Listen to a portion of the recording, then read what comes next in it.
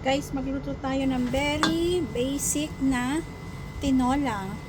Ito yung wala nang kaarte-arting tinolang pang madalian. Meron tayong ginger, garlic, onion, and lemongrass. And of course, ang ating chicken at ang ating papaya. Pinrepare ko na yun guys para mabilis kasi maya break time na ni asawa.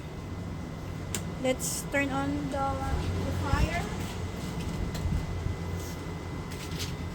So, wait lang natin yan siyang minute. And, okay, almost done na. Mainit na ang ating wok. And then, let's put some oil. Cooking oil. Any cooking oil will do. Yan. Painitin lang natin yung very, very light. Sobrang lakas ng apoy.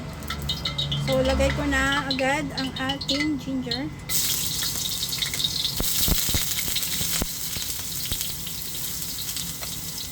Why ginger? Para hindi agad masunog ang garlic.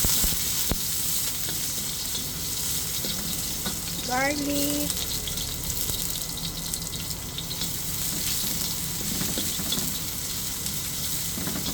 Merong kagagaling lang yung asawa sa ubo guys, kaya kailangan niya ng maraming sabaw. And onion. Sana nakikita niyo siya, diba?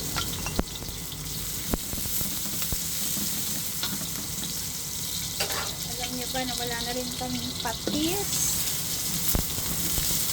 but okay lang yan. Then we add our chicken. Yung chicken natin ay native. There we go. Sana na amoy mo din siya, no?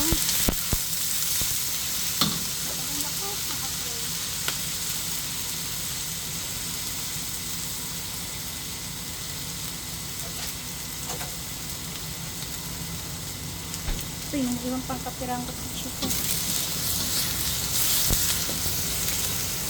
Ayan, pwede na tayo maglagay ng konting pepper. Hindi kasi ma-pepper si Mek, kaya konti lang.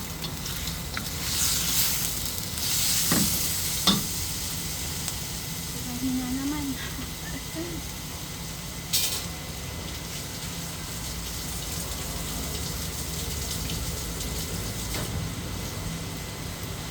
Maglagay na rin ako ng pampalasa. Alam nyo na yan. Hindi ito sponsor. So, wala tayong patis. Ito na lang din yung ating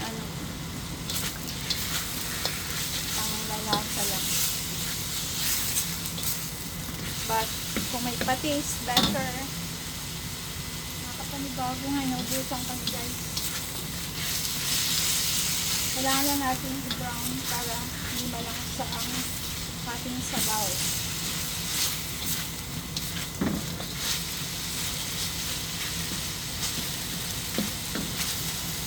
Ayan.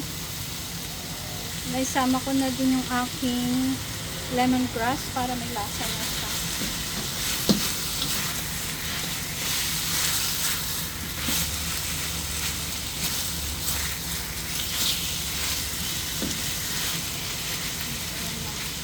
Brown lang natin ang bahagya. So, yan na guys. Medyo nag-brown na siya. Ayan na, nakita niyo yung pakpak. Golden brown na siya. Then, maglagay na tayo ng ating boro.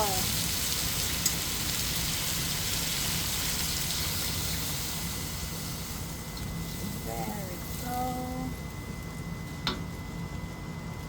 Pakaluan lang natin. Ayan guys, medyo kumukulo na siya, but matagal pa yan. Takpan muna natin. Alright guys, let's check. Dahil na rin ako maghugas. Wow, look at that. Sobrang boiling na siya.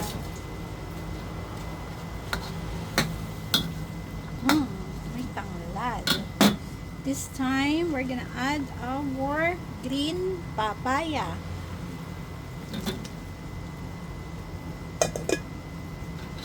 Sarap.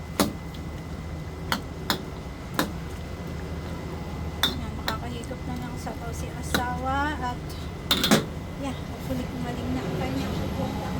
Oo yan. Actually, magaling na guys. Hindi siya inupo kagabi. Pero, mas may sabaw. Dagdag akong konti para mas maraming sabaw.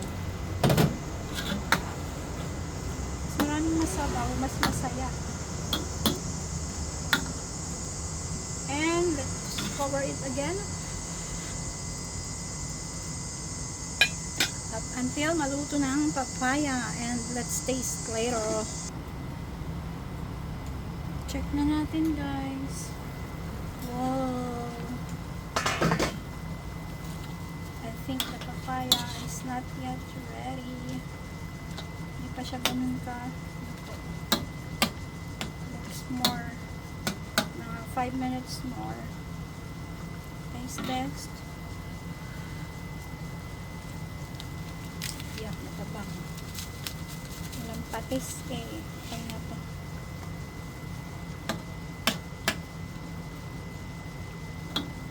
Try na natin ito na for another 5 minutes. And that's it. Balakas tayong malunggay guys.